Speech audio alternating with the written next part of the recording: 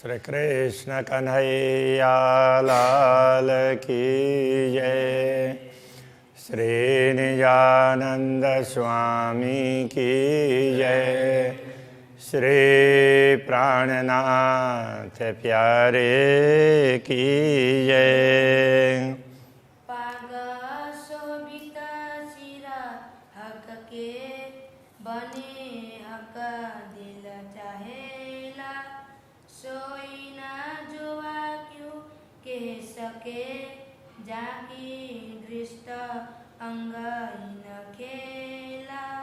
जाकी दृष्ट अंग इन खेला। श्री कृष्ण कन्हैया लाल की। अक्षरातीत पूर्ण ब्रह्म परमात्मा के पाक का वर्णन हो रहा है। तो उसके लिए कह रहे हैं दुग्धवी शोभा तो कहूँ जो पगड़ी शोभा है, और पाग में जो दुग्धुगी की शोभा है ना, उसको हम अलग प्रकार से वर्णन कर सकते हैं, किंतु वो पाक की और उसकी अलग अलग शोभा हो तो वर्णन करें ना। वो तो पाक की शोभा को ही बढ़ाने के लिए है, ये कहना चाह रहे हैं। जो त करे हक दिल चाही, कोई तरह बनी न ठौर। तो इनमें से जो प्रकाश निकलता है, जैसा राज्य चाहते हैं उस प्रकार का प्रकाश निकलता है। इसलिए ये दुग्धुगी की शोभा कोई विशेष प्रकार की शोभा है, तो पाक की शोभा को बढ़ाने के लिए है। वो कहने का तरीका अलग है। ये क्यों आवे जुगत जुआमिने, क्यों कहूँ ए है सलूक। तो ये कितनी युक्तिपूर्वक इसकी संरचना है, तो वो जिह्वा के द्वारा बताया नहीं जा सकता। और ये कितना सुंदर है ये भी नहीं बताया जा सकता है। जो ए तरह आवे रूह दिल में, तो तवई होवे टूक टूक। ये किस प्रकार से इतने सुंदर है, तो ये रीत ब्रह्मात्माओं के दिल में आ जाए, वो समझ जाएं, तो उसी समय उनका दिल है वो टुकड़े टुकड़े हो जाता। कहने का तात्पर्य उसके अंदर ये चुभ जाता, तो जब तक ना देखें तब तक उनको संतोष नहीं होता। इन पागई में है दुग्धुगी, बनी पागई में कलंगी। तो इसी पाग में ही दुग्धुगी है और कलंगी भी पाग में ही है। पाग की शोभा बढ़ाने के लिए है। ए जंग करे ज्योत ज्योत सो। अब पाग की ज्योति अलग प्रकार से है और दुग्धुगी की ज्योति अलग प्रकार से। दोनों की ज्योति एक दूसरे के साथ में द्वंद्व करते हैं। ये बनाए लह का दिल की, इनकी अलग अलग शोभा, इतनी सुंदर शोभा क्यों है, तो कहते हैं कि ये अक्षरातीत धामधनी ने दिल से इनको तैयार किया है। इसलिए कई जिनसें कई जुगतें कई तरह भांत सल की। ये इसमें कई साधन हैं, कई सामग्री भी है इसके अंदर जुड़ी हुई।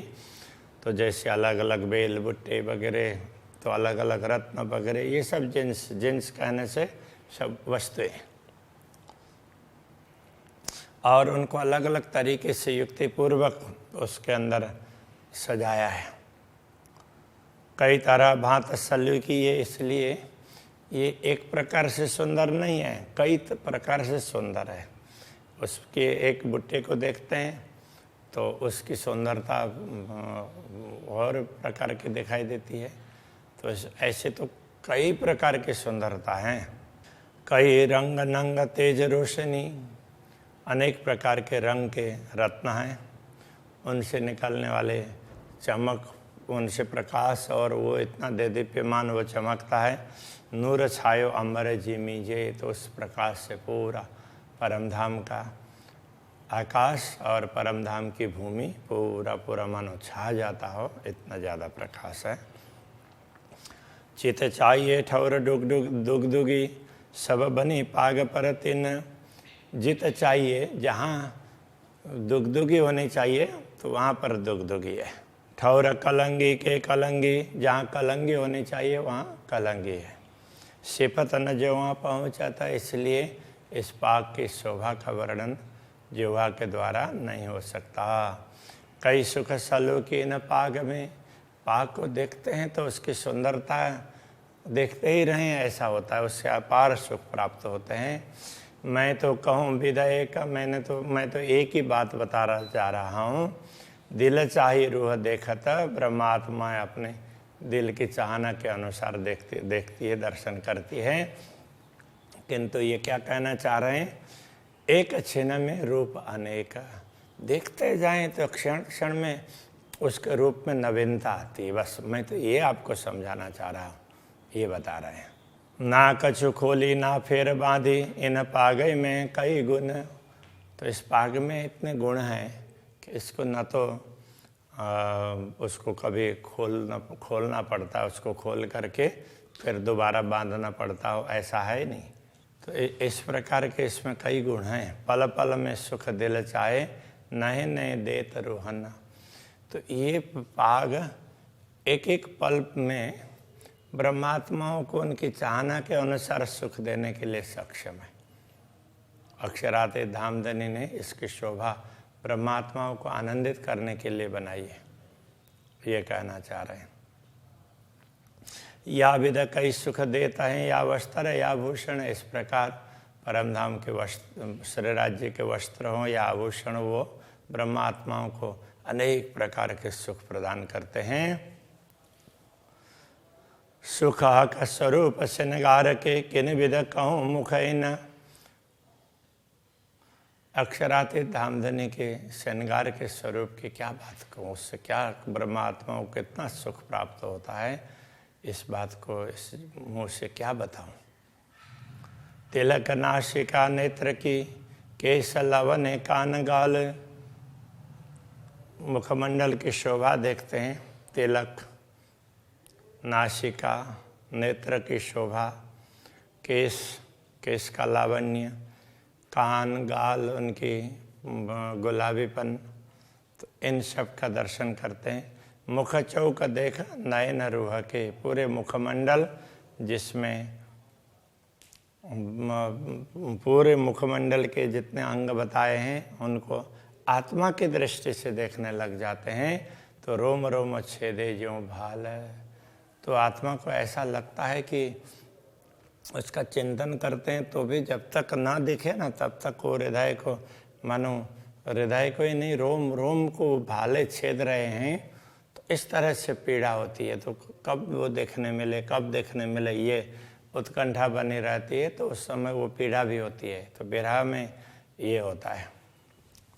विरह और विलास दोनों की सुख की बात बताई है, तो यहाँ पर थोड़ा सा विरह की भी बात बता रहे हैं। मुख सुंदरता क्यों कौन नूर जमाल सूरत। अक्षरातीत धामधनी की मुख की सुंदरता के बाद क्या कहें, ये तो अक्षरातीत धामधनी का स्वरूप है। ए बयान दुनि में क्यों करूं, ये जो आई अरस न्यामत।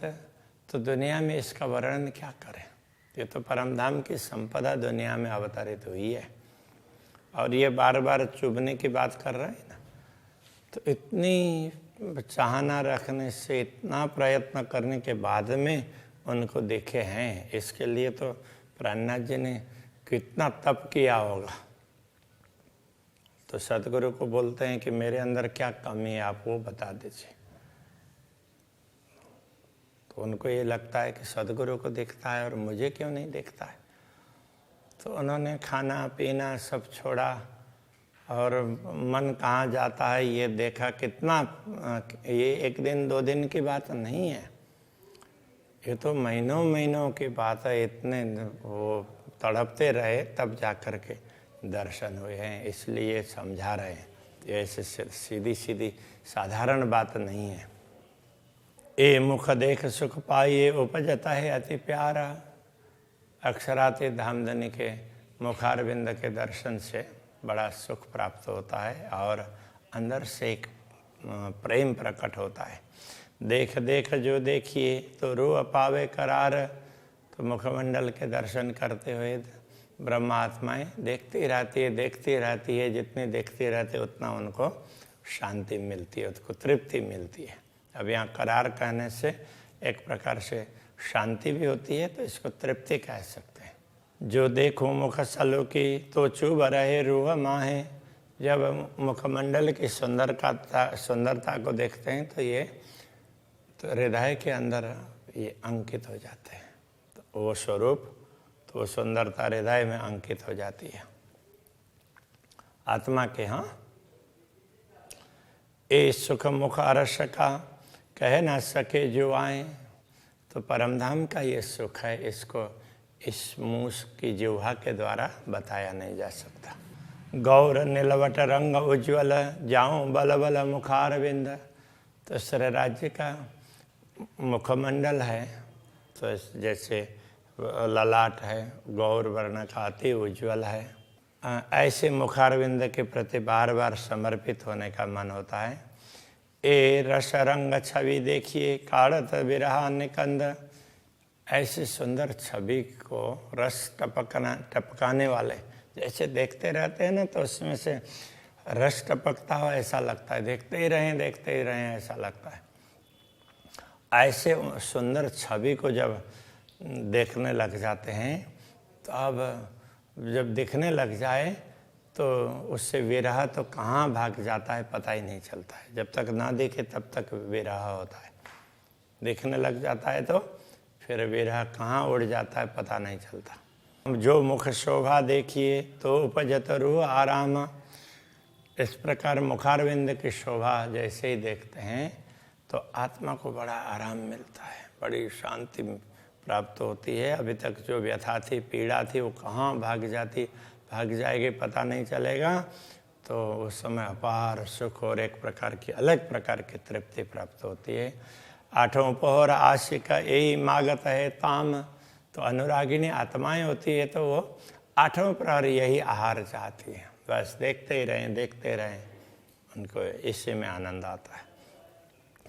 जो गौर रंग देखिए जुआ कहा कहे कमान, तो जब गौर रंग का वर्णन करें तो उसको देखते हैं तो जुआ कहा कहे कमान, तो ये गौर वर्ण अक्षरातीत धामधनी का है। तो उसके लिए मान का तात्पर्य, तो उसका प्रतिमान, उसका दूसरा उदाहरण तो वो कैसे बताएं? दूसरा उदाहरण बता ही नहीं सकते। और कछु न देवे देखाए आगो अर्श शोभान, तो पूर्ण ब्रह्म परमात्मा के दर्शन करते हैं तो उनके समक्ष दूसरा कुछ दिखता ही नहीं है, बस वही दिखते। इसलिए ऐसे हैं करके बोला भी नहीं जा सकता, क्योंकि ऐसी कोई दूसरी वस्तु हो दिखाई दे तब ना। तो इसलिए जो दिख रहा है तो वही सर्वस्व है, ऐसा समझना चाहिए। हंसत शोभित मुखारवटी अति सुंदर सुखदाय, जब अक्षराते धामधनी मंद मंद मुस्कान करते हैं तो उस समय हरवटी ये चिबुक है, उसकी शोभा भी अलग प्रकार की होती है। अति सुंदर सुखदाय, तो वो भी अत्यंत सुंदर और सुखदायी, देखते ही रहें ऐसी होती है। हाय हाय रूह नजर यासों बांध के क्यों टूक टूक होए न जाए, जब आत्मा की दृष्टि इस चिबुक में पड़ती है तो लगता है कि बस इसी को ही देखते रहें, इसी में समर्पित हो जाएं, ऐसा लगता है। अति गौर सुंदर हरवटी, ये चिबुक है अत्यंत गौर वर्ण का है, बड़ा सुंदर है। और अत्यंत शोभा शलूक, इसकी शोभा कैसी है? अच्छी है, बड़ी सुंदर है। बड़ा अचरज ये देखिया जीवरा सुनत न होत टूक टूक, ये आश्चर्य की बात है कि ऐसा आश्चर्य देखने को मिल रहा है कि इतने सुंदर स्वरूप को देख करके भी ये जीव है शरीर में पड़ा रहा है, इसको तो टुकड़े टुकड़े हो करके उसको शरीर को छोड़ करके, शरीर को त्याग करके तो निकल जाना चाहिए। हरवटी अधूर बीच लाक, अब ये चिबुक हरवटी और उसके अधर के बीच में ये गहराई यहाँ होती है ना, यहाँ गहराई, वो भी बड़ी सुंदर लगती है। मुख अधर दो लाल, पूरा मुखारबिंद अधरोष्ट दोनों देखते हैं तो बड़े लाल लाल लगते हैं। ये लालक मुख देखे पीछे, इस मुंह की ऐसी लालिमा देखने के पश्चात हाय हाय लगत न भैड़े हैड़े भाल। तो बड़े खेत की बात है कि दिल में कोई भाला नहीं चुभ रहा है कि इसको मैं प्रत्यक्ष देखूं, ऐसा नहीं हो रहा है, ये बड़े खेत की बात है, ऐसा बोल रहे हैं। शोभे हंसत हरवटी, बड़ी अचरज सल्लू की मुख। जब श्रीराज जी हंसते हैं ना, मुस्कुराते हैं, तो उस समय उनकी हरवटी, तो ये चिबुक है उसकी शोभा, तो वो भी हंस रहा है ऐसा लगता है। बड़ी अचरज सल्लू की मुख, उनका मुखारविंद बड़ा ही आश्चर्य पैदा करने वाला, इतना सुंदर दिखाई देता है कि लगता है कि ऐसा भी हो सकता है क्या, ऐसा लगता है। रुआ देखे अंतर आँख खोल के, आत्मा अंतर की आँख खोल करके देखती है तो उपजे अरस सुख, तो उसको परमधाम के सुख का अनुभव होता है। अरे मैं परमधाम में हूँ, ऐसा लगेगा। क्यों कहूँ गौर गालन की शोभिता ते सुंदर, तो पूरे मुखमंडल में तो गाल भी हैं कपोल, तो उनके गौर वर्ण का क्या वर्णन करें। तो उनका क्यों कहूँ गालों का रंग, उनके रंग की क्या बात करें। अनेक गुण गालन में, ज्यों ज्योत किरण करता, ज्यों ज्योत किरण रंग तरंगा। गाल में ऐसे अनेक गुण हैं, अनेक प्रकार उसके ना आभा अलग अलग प्रकार की है। कहीं ज़्यादा गाल लाल लाल हैं तो कुछ में थोड़ा सा कम होगा ऐसे। तो उसकी जो कांति है, उसमें से जो ज्योति निकलती है, तो उसके वो रंग को देख करके ऐसा लगता है। तो इस प्रकार से उसकी बड़ी शोभा है। बारीक सुख स्वरूप के कोई जाने रूह मोमिन, अक्षराते धामधनी के स्वरूप के सुख हैं, बहुत बारीक हैं। कोई ब्रह्मात्मा उसको समझ सकती है, पहचान सकती है। इश्क इल्म जोश याई को, जाके होशियार रस में ताना। तो प्रेम ज्ञान जोश ये सब तो इनको ही प्राप्त हुआ है ना, क्योंकि जाके होशियार रस में ताना, जिनका असली स्वरूप तो परमधाम में है, तो उनको ही ये सब लाभ प्राप्त होता है, बाकी सबको प्राप्त नहीं होता। ए मुख अचरज अद्भुत गुण केते कहूँ गालन, ये मुखारविंद के गुण हैं, बड़े आश्चर्यजनक हैं इसकी शोभा। और गाल के भी गुण कितने बताएं। ए रूहें जाने सुख बारीक, तो ब्रह्मात्मा इस सूक्ष्म बारीक सुख को समझ सकती है। हर गुण अनेक रोशन, एक एक गुण में अलग अलग प्रकार का प्रकाश है, तो ब्रह्मात्मा इसको समझ सकती है। रूह के नयना खोल के देखूं दो गाल, अंतरात्मा की दृष्टि को खोल करके दोनों गालों के दर्शन करते हैं। आशिक को मासूक का कोई भेद गया रंग लाल, तो ऐसे करते हैं तो लगता है कि अनुरागिनी आत्मा को अक्षरातीत धामधनी के गाल का जो लाल रंग है ना, उसके हृदय को विदीर्ण कर दिया है उसने, तो बस वही दिखता है, ये कहने का तात्पर्य है। गाल रंग अति उज्ज्वल है, गाल का रंग अत्यंत उज्ज्वल है। गहरा अति कसुबा है, गहरा और लाल है। अति कसुम्बा बोलते कुसुम्ब पुष्प है, तो उसका वो लाल भी है और थोड़ा थोड़ा गुलाबीपन भी है, तो उस प्रकार के लालिमा है। महबूब मुख देखे पीछे अक्षराते धामधनी के मुखारविंद के दर्शन होने के पश्चात रूह छिन्न सहे अंतराए, तो ये आत्मा उनके बियों को एक क्षण के लिए भी सहन नहीं कर सकती। ए अंग अरस स्वरूप के क्यों होए वर्णन जिमीन, ये परमधाम के स्वरूप के अंग है, उनका वर्णन इस भूमि में कैसे हो सकता है, इस नश्वर जगत में। ये अचरज अद्भुत हके किया वास्ते अरवा अर्श के तन, ये बड़े अद्भुत आश्चर्य का कार्य है, असंभव कार्य अक्षरातीत धामधनी ने संभव बनाया है। वो किस लिए? वास्ते अरवा अर्श के तन, परमधाम की आत्माओं के लिए है, जिनका जिन आत्माओं का मूल शरीर परमधाम में है, परात्मा, उनके लिए ये बताया दिया है। महामत हुकुम में कहता है, महामती हुकुम से कहते हैं, ये वर्णन किया नेक, ये थोड़ा सा वर्णन किया है मुखारविंद का, वैसे पूरा वर्णन तो बहुत होगा। और अभी कहूँ हक हुकुम में अक्षराते धाम धने के हुकुम से और भी अंगों का वर्णन करेंगे। अब होशी सब विवेक, अब सबको ये विवेक प्राप्त होगा, तो सब लोग इसको देख पाएंगे और आनंद का अनुभव करेंगे, सब पहचान पाएंगे। कहने का ये तात्पर्य है कि आज के प्रसंग को यहीं रखते हैं। श्री कृष्ण कन्हैया लाल की जय।